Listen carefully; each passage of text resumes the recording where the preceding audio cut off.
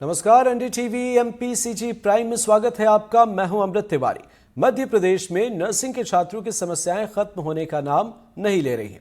एक तरफ जहां सालों से कोर्स खत्म नहीं हो रहा, तो वहीं दूसरी ओर 70,000 SC, ST और OBC के स्टूडेंट्स को 4 साल से स्कॉलरशिप नहीं मिली है। हालात ये है कि इन स्टूडेंट्स को कर्ज लेकर फीस भरना पड़ रहा है। क्या है हकीकत, देखिए हमारी इस खास रिपोर्ट में। घर वाले हमको बोले तुम पढ़ाई छोड़ो और घर आ जाओ। स्कॉलरशिप नहीं आई तो शायद हमको पढ़ाई भी छोड़ना पड़ेगा।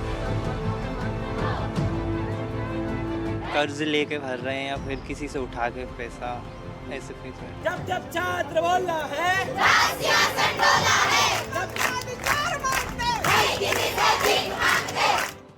रीवा की रहने वाली ऋषु सिंह 2021 में बीएससी नर्सिंग की पढ़ाई करने भोपाल आई। 2025 तक कोर्स पूरा होना था, लेकिन अभी सेकेंड ईयर की परीक्षा भी नहीं हुई। 4 साल से छात्रवृत्ति नहीं मिली है। ऐसे में हर साल 36,000 घर का किराया, 75,000 कॉलेज की फीस देना मुश्किल हो रहा है। कहती हैं घर वाले वापस बुला रहे हैं। भोपाल के बेरसिया में रहने वाले राजू जाटव कर्ज लेकर फीस भर रहे हैं। उम्मीद थी छात्रवृत्ति मिलेगी, नहीं मिली। सर स्कॉलरशिप नहीं आ रही, उसकी वजह से हमको बहुत प्रॉब्लम हो रही है। हम पार्ट टाइम जॉब भी खोज रहे हैं पर हमको कुछ मिल नहीं रहा है। अगर हम करना भी चाह रहे हैं तो हम पढ़ाई और जॉब दोनों मेंटेनेंस नहीं कर पाएंगे एक साथ में। इसकी वजह से हमको इतना टेंशन हो रहा है कि घर वाले हमको बोले तुम पढ़ाई छोड़ो और घर आ जाओ। मतलब सर हम ना पढ़ पा रहे हैं ना हम कुछ भी नहीं कर पा रहे हैं। पूरी तरह से परेशान है एकदम से। सर फीस किसी से उधार लेके घर वाले भर रहे हैं। खुद कहीं पार्ट टाइम जॉब करेंगे 1-2 महीने, लेकिन वहाँ जितना जॉब करते हैं यहाँ कॉलेज फाइन भरना पड़ता है हमको। हम अच्छे से पढ़ाई नहीं कर पा रहे, टेंशन रहती है। कॉलेज वाले फीस मांगते हैं तो स्ट्रेस रहता है एक तरह का कि फ़ीस देना है और फीस नहीं देंगे तो एग्ज़ाम नहीं, मतलब एग्ज़ाम शायद फॉर्म नहीं फिल होगा और कॉलेज भी नहीं आने दें आई थिंक, अगर हम फीस ना दें तो बहुत सारी दिक्कत है। अगर स्कॉलरशिप नहीं आई तो शायद हमको पढ़ाई भी छोड़ना पड़े। कर्ज लेके भर रहे हैं या फिर किसी से उठा के पैसा ऐसे फीस भर रहे हैं। मध्य प्रदेश में नर्सिंग और पैरामेडिकल के SC, ST और OBC छात्रों को सरकार की ओर से छात्रवृत्ति देने का प्रावधान है, लेकिन पिछले 4 सालों से प्रदेश के 70,000 से भी ज्यादा नर्सिंग के छात्रों को छात्रवृत्ति नहीं मिली। राज्य में 70,000 छात्रों को अब छात्रवृत्ति का इंतजार है। BSc नर्सिंग के SC, ST स्टूडेंट्स को 56,000 रुपए छात्रवृत्ति का प्रावधान है। BSc नर्सिंग के OBC छात्रों को 30,000 रुपए स्कॉलरशिप मिलती है। GNM SC, ST के छात्रों को 57,000 रुपए छात्रवृत्ति का प्रावधान है। वहीं GNM OBC के छात्रों को 20,000 रुपए की स्कॉलरशिप मिलती है। स्कॉलरशिप न मिलने से नाराज छात्रों ने भोपाल में बीते दिनों प्रदर्शन भी किया, लेकिन इनकी सुनने वाला कोई नहीं। समय पर ना परीक्षा हो रही है ना समय पर रिजल्ट आ रहा है। हम सरकार से मांग करते हैं कि तत्काल छात्र छात्राओं की जो परीक्षा रुकी हुई है वो करवाएं, तत्काल छात्रवृत्ति दें जिससे कि वो अपनी पढ़ाई जारी रख सके। नर्सिंग फर्जीवाड़े की जांच के दौरान छात्रों की परीक्षाओं और रिजल्ट पर रोक जरूर लगी थी, लेकिन कोर्ट ने महीनों पहले छात्रों को राहत देते हुए रोक हटा दी। परीक्षा कैलेंडर तो जारी हुआ, लेकिन परीक्षाएं अभी भी समय पर आयोजित तक नहीं हो पा रही हैं। BSc नर्सिंग के 2019-20 सत्र के छात्र छात्राओं के अंतिम वर्ष की परीक्षा अभी तक नहीं हुई है, जबकि एक कुल 4 साल का कोर्स है। BSc नर्सिंग, MSc नर्सिंग 2020-21, 2021-22 सत्र के छात्र छात्राओं की सेकेंड ईयर की परीक्षाएं अभी तक नहीं हुई हैं। BSc नर्सिंग और GNM नर्सिंग 2022-23 के छात्र छात्राओं की फर्स्ट ईयर की परीक्षाएं भी अभी तक नहीं हुई हैं। जिन छात्रों ने BSc नर्सिंग और नर्सिंग के अन्य कोर्सेज में एडमिशन लिया, उन्हें उम्मीद थी कि अगले 4 सालों में वो या तो मेडिकल ऑफिसर बन जाएंगे या किसी अन्य पद पर पदस्थ हो जाएंगे। लेकिन 4 साल बीत जाने के बाद भी अब तक पूरी तरीके से ना कोर्स पूरा हुआ है और ना ही इन छात्रों को छात्रवृत्ति मिल रही है। छात्रवृत्ति ना मिल पाने की वजह से ऐसे हजारों छात्र और छात्राएं परेशान हैं, लेकिन उम्मीद अभी भी है कि सरकार इन लोगों की ओर ध्यान दे। छात्रों की समस्याओं को लेकर विपक्ष ने सरकार की मंशा पर सवाल उठाए तो सरकार के मंत्री ने देरी होने का दोष जांच और कोर्ट पर मढ़ दिया।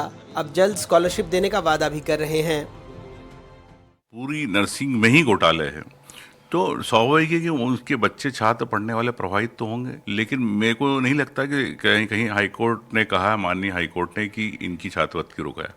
सरकार छात्रवृत्ति रोक रही है इनकी, तो क्यों रोक रही है? कि सरकार के पास पैसा नहीं है?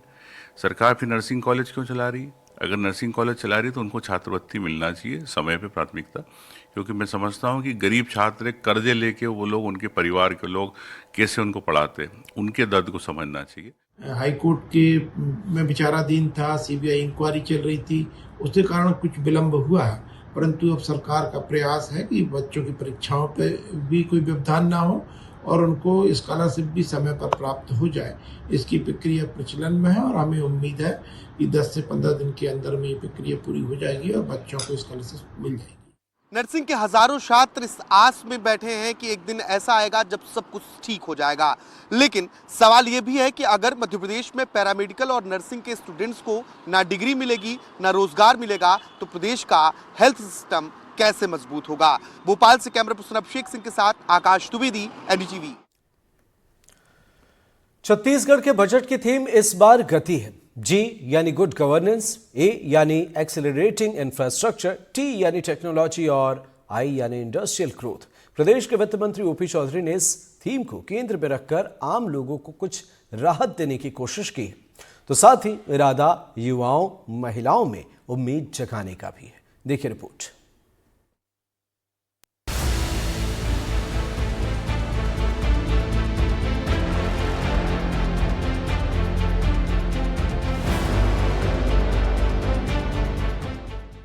जमाना डिजिटल है, लेकिन छत्तीसगढ़ के वित्त मंत्री ओपी चौधरी हमें पुरानी यादों में ले गए। 100 पन्नों का हस्तलिखित बजट लेकर आए, छत्तीसगढ़ की तकदीर हाथों से लिखने की कोशिश की। बजट में आम लोगों के लिए कुछ तोहफे लेकर आए, तो कई जगहों पर कम बजट की शक्ल में वित्तीय दबाव भी दिखा। वित्त मंत्री ने सीधे राहत वाली 2 बड़ी घोषणाएं की। कर्मचारियों को 53% महंगाई भत्ता, तेल पर वैट में 1 रुपए की कटौती। जाहिर है ये दोनों ही फैसले लाखों लोगों को प्रभावित करने वाले हैं। आइए अब नजर डालते हैं कि और कौन कौन से बड़े प्रावधान छत्तीसगढ़ के बजट में है। पीएम आवास के लिए 8,500 करोड़ के बजट का प्रावधान सरकार ने जन सामान्य को घर देने की अपनी प्रतिबद्धता दिखाने की कोशिश की। तो वही महतारी वंदन योजना के लिए 5,500 करोड़ का बजट देकर चुनाव में बीजेपी के लिए दिखे महिलाओं के भरोसे को कायम रखने का प्रयास भी है। इसके अलावा इंफ्रास्ट्रक्चर से जुड़ी योजनाओं पर भी खास जोर है।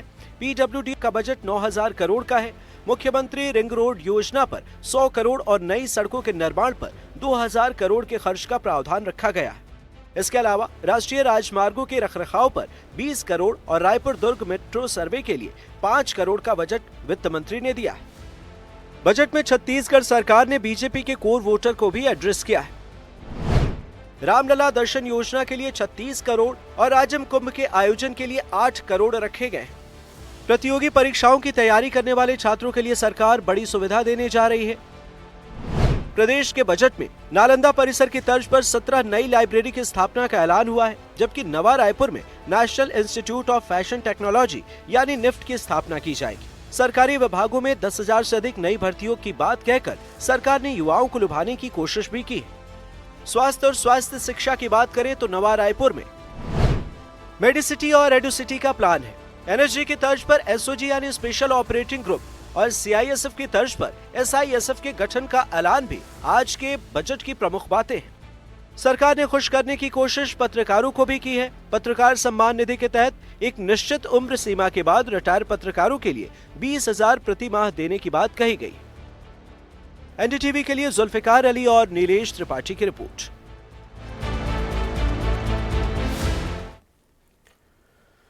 अगर आप भी लापरवाही बरतते हुए अपनी बाइक कहीं भी पार्क कर देते हैं तो अब जो वीडियो हम आपको दिखाने जा रहे हैं उसे देखकर आप कहीं भी बाइक पार्क करने से पहले कई दफा जरूर सोचेंगे। देखिए खास वीडियो, खास रिपोर्ट। शाहजहांपुर की यह तस्वीर है जहां 2 चोरों ने अपने हाथों का कमाल दिखाते हुए 2 मिनट में सड़क किनारे खड़ी बाइक साफ कर दी। पहले एक चोर आया और उसने बाइक का लॉक तोड़ दिया, फिर धीरे से बाइक पर बैठकर उसकी वायरिंग काट दी और फिर दूसरा चोर आया और बाइक लेकर फरार हो गया। तो जरा अगली बार से आप भी सावधान रहें।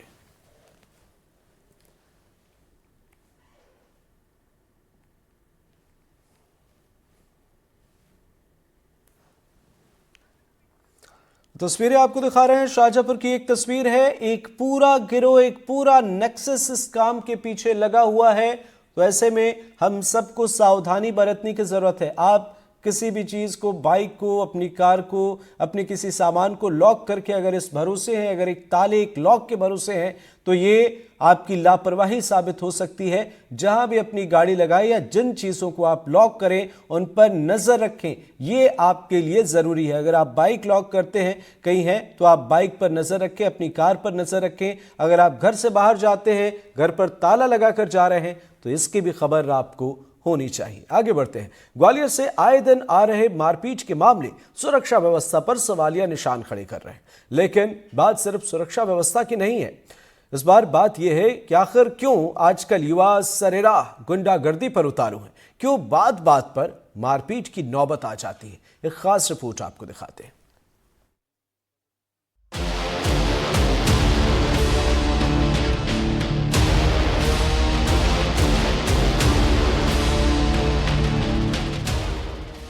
मारपीट की ये घटनाएं भले ही आपको आम लग रही हो, लेकिन ये घटनाएं समाज के लिए एक चेतावनी है। चेतावनी इस बात की कि अगर आप सड़क पर निकल रहे हैं और गलती से वाहन टकरा जाए तो कोई भी आपको पीट सकता है। चेतावनी इस बात की कि अगर किसी से आपका विवाद हो गया तो वो आपको सरेराह भी पीट सकता है, क्योंकि आजकल छोटी छोटी घटनाओं पर विवाद आम बात हो गई है। ग्वालियर में सड़कों पर मारपीट की घटनाएं आजकल आम बात हो गई है।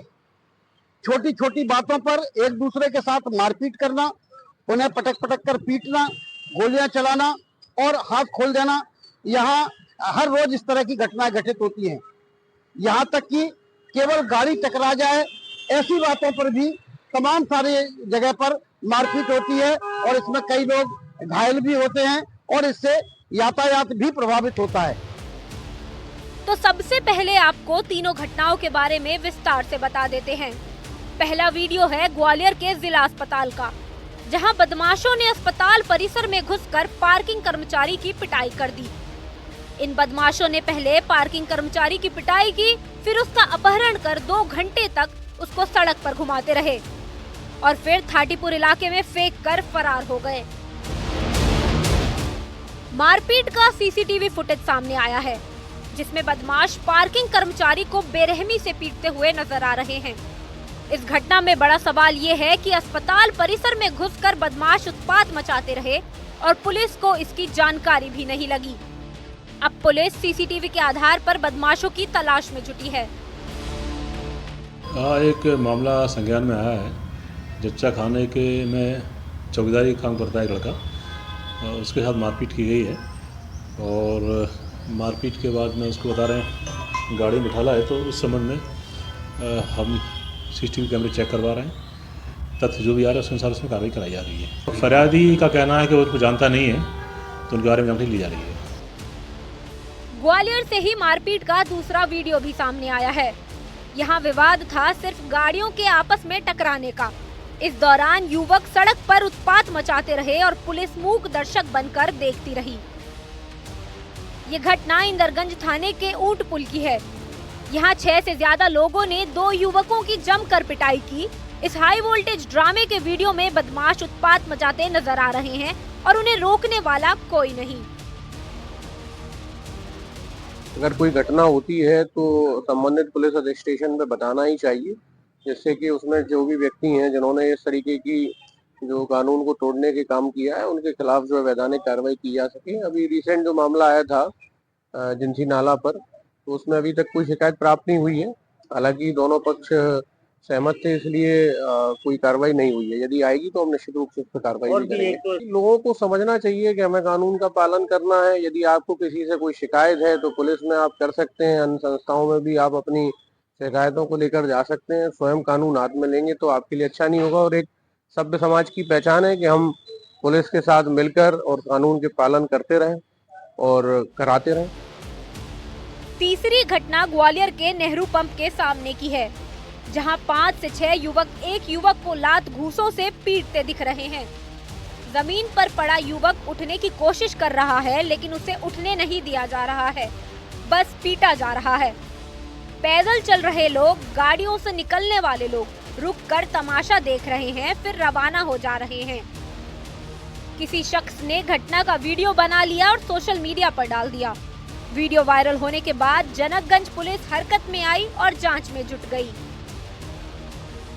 क्या है, युवा एक तो बेरोजगारी एक प्रमुख कारण है, दूसरा जो शिक्षा, नैतिक शिक्षा होनी चाहिए थी स्कूल या कॉलेज लेवल पे, वो कम हो गई है। घरों में नियंत्रण नहीं है, इसलिए अनुशासनहीनता फैल रही है और इसी कारण से युवा जो है, यूथ खास तौर से एक टीनेजर्स कहेंगे या 25 साल से नीचे वाले, ये जल्दी उग्र हो जाते हैं और इनको कोई काम धाम नहीं है। तो एक तो इनका घर में परिवेश जो है नियंत्रण के बाहर जिनका है, वो इस तरह के काम करते हैं। दूसरा, पुलिस का जो रौब रुतबा होना चाहिए, उसमें भी कई कारणों से कमी आई है। तो इस तरफ तो सभी लोगों का रोल है इसमें, समाज का भी है, परिवार का प्रथम है, फिर समाज का भी है और फिर एजेंसी जिनको कानून को पालन करवाना है उनका भी है। आजकल युवा सरेआम गुंडागर्दी कर रहे हैं। खासकर ग्वालियर में इन दिनों इस तरह की घटनाएं आम हैं। लेकिन देश के अलग अलग हिस्सों से भी इस तरह की घटनाएं लगातार सामने आ रही हैं। सवाल ये है कि आखिर क्यों छोटी छोटी बात पर मारपीट की घटनाएं बढ़ रही हैं? क्यों युवा बात बात पर मारपीट पर उतारू हो रहे हैं? छोटे छोटे विवादों में दोस्तों को जमकर मारपीट और हंगामे जैसी घटनाएं आए दिन सामने आ रही हैं और ये समाज के लिए बेहद घातक है।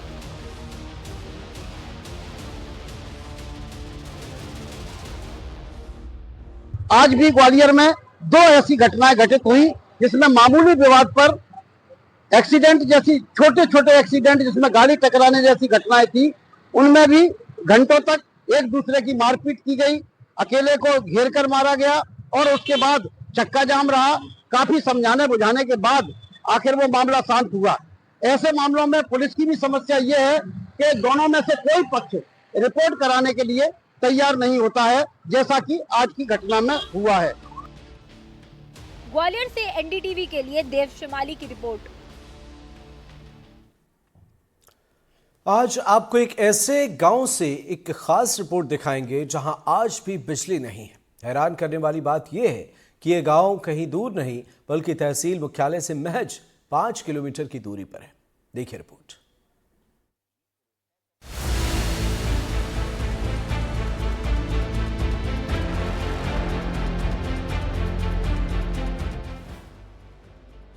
आज़ादी के इतने सालों बाद भी हमारे देश में बिजली, पानी और सड़क राजनीति का अहम मुद्दा है, लेकिन फिर भी देश के कई गांव इन मूलभूत सुविधाओं के अभाव में जी रहे हैं। हम जिस गांव की बात कर रहे हैं वो डिंडोरी जिले के बजाग तहसील से मात्र 5 किलोमीटर दूर है।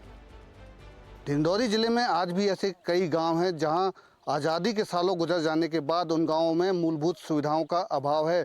इस वक्त हम मौजूद हैं बजाग तहसील मुख्यालय से करीब 5 किलोमीटर दूर दुल्लोपुर ग्राम पंचायत के बीजा टोला गांव में। और इस गांव में जो है आज़ादी के सालों गुजर जाने के बाद ना तो बिजली पहुंच पाई थी, ना ही यहां पे पीने के पानी के लिए ग्रामीणों के लिए कोई सुविधाएं हैं। आप तस्वीरों में देख सकते हैं, अभी कुछ 8 दिन पहले ही ग्रामीणों ने आपस में चंदा एकत्रित किया है और तार खरीदा है, तब जाकर इस गाँव में अभी बिजली पहुँच पाई है। ग्रामीणों ने बिजली विभाग से अनेकों बार शिकायत की है, मांग की है, लेकिन बिजली विभाग ने अभी तक इनकी समस्या पर कोई ध्यान नहीं दिया है।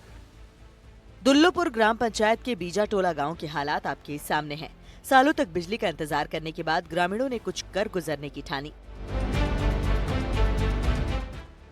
झोपड़ियों में रहने वाले इन लोगों ने आपस में रुपए इकट्ठा किए और बाजार से तार खरीद लाए, जंगल से कुछ लकड़ी लाए और शुरू कर दिया गांव तक बिजली लाने का अभियान।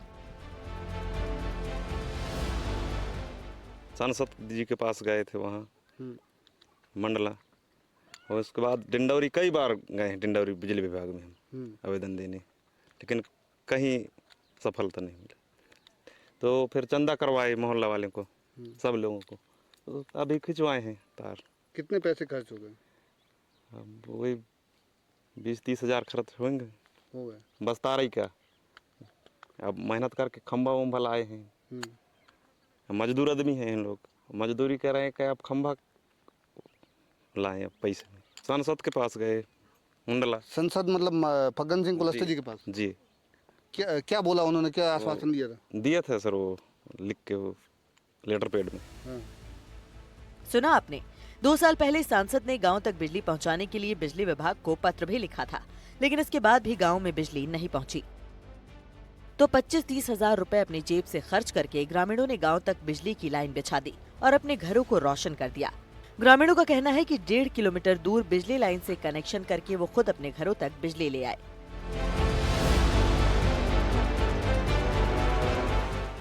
अब पानियों की दिक्कत है साहब, फिर बिजली की दिक्कत है, रोड की दिक्कत है, सबकी दिक्कत है।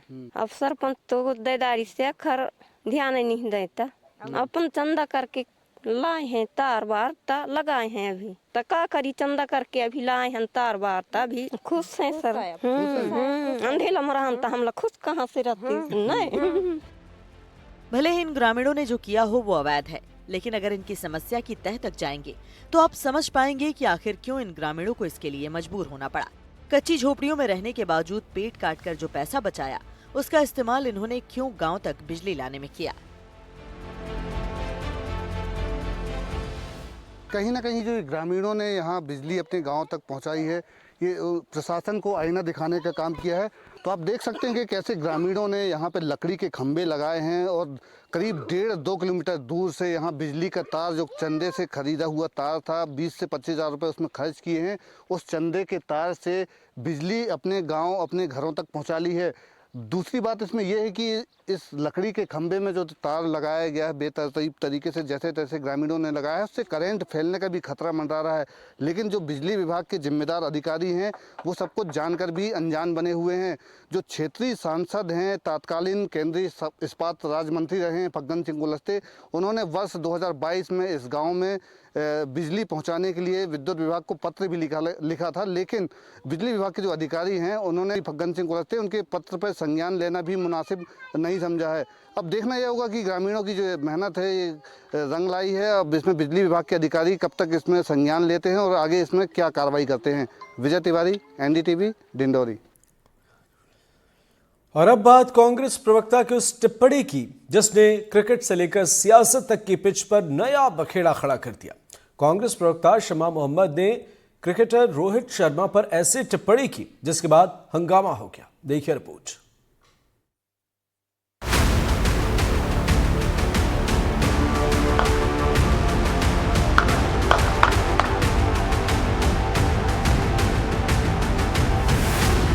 रोहित के बल्ले से हिट हुए गेंद की ही तरह तीर कमान से निकल गई और बात दूर तक पहुंच गई।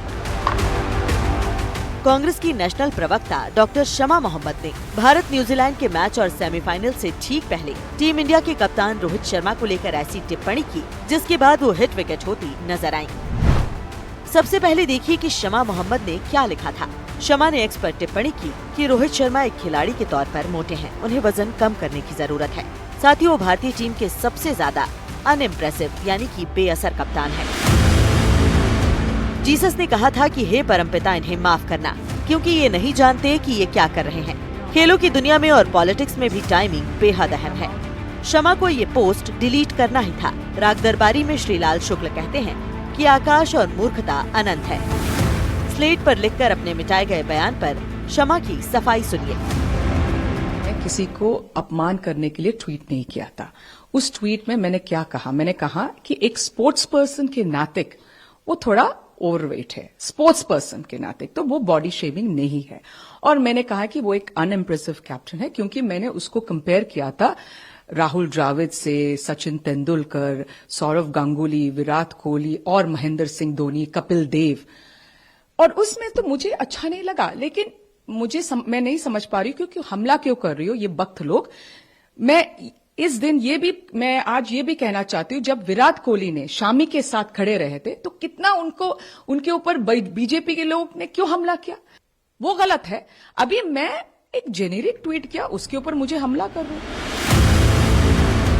किसी को आप मोटा कहें, अनइम्प्रेसिव कहें तो क्या गलत है। और आप चाहती हैं कि देश के खेल प्रेमी रोहित शर्मा की शानदार टाइमिंग वाली पारी में आपकी बातों का ख्याल करें और आपके लिए तालियां बजाएं। राजनीति का तो क्या ही कहा जाए, लेकिन मैदान में आप सेल्फ गोल करते हैं। हिट विकेट होते हैं तो अपने भी कोसते हैं और विपक्षी जश्न मनाते हैं। भारत की लोकतांत्रिक उपलब्धि होती है तो राहुल गांधी विदेश जाकर एक सवाल खड़े करते हैं भारत की लोकतांत्रिक संस्थाओं पर। और इसी श्रृंखला में राहुल गांधी और सोनिया गांधी से प्रेरणा लेते हुए आज कांग्रेस पार्टी ने भारतीय क्रिकेट टीम पर भी सवाल खड़े किए हैं। ये बयान संयोग नहीं, ये सोचा समझा प्रयोग है। इसीलिए कांग्रेस ने अभी तक इन पर कोई कार्रवाई नहीं की, ना करेगी। और देखिए, एक होता है टिप्पणी करना, क्रिटिक करना, इसका अधिकार सबको है, पर किसी को फैट शेम करना और उनकी कैप्टनसी के रिकॉर्ड वो पूछ रहे हैं जिनके खुद के कैप्टन राहुल गांधी ने उनको दिल्ली में 6 डक दिलवाए हैं, जिनके खुद के कैप्टन ने 90 से ज्यादा चुनाव हरवाए। अरे अपने कैप्टन का ट्रैक रिकॉर्ड देखो। रोहित शर्मा ये नेचुरल प्लेयर है, वो बॉडी बना के एब्स बना के क्रिकेट नहीं खेलता है, वो नेचुरल क्रिकेटर है, वो नेचुरली खेलता है। शमा को शायद ये मालूम नहीं कि हर खेल और खिलाड़ी का फिटनेस लेवल अलग होता है, और ये भी कि क्रिकेट दूसरे खेलों की तुलना में फिटनेस से कहीं ज्यादा स्किल्स का खेल है। क्रिकेट इतिहास भरा पड़ा है जब वजन में ज्यादा नजर आने वाले क्रिकेटरों ने अपने स्किल्स और कामयाबी से दुनिया को अपना लोहा मनवाया। श्रीलंका के वर्ल्ड चैंपियन कप्तान अर्जुन राणा तुंगा, ऑस्ट्रेलियाई डेविड बून, बेमिसाल शेन वॉर्न, इंग्लैंड के कप्तान माइक गेटिंग और न जाने कितने ऐसे जानदार क्रिकेटरों ने दुनिया भर के फैंस का दिल जीता। शमा वर्ल्ड चैंपियन कप्तान रोहित शर्मा की कामयाबियों से भी खफा दिख रही हैं, लेकिन गलत बयानी करने और लोकतंत्र की दुहाई देने की ये अदा तो देखिए। मैंने उसको कंपेयर किया था राहुल द्रविड़ से, सचिन तेंदुलकर, सौरव गांगुली, विराट कोहली और Mahendra Singh Dhoni, Kapil Dev. I put in a statement because I found him, I have the right, it's a democracy, what is wrong in saying? खबरें और भी एक छोटे से ब्रेक के लिए रुक रहे हैं, जल्द लौटेंगे।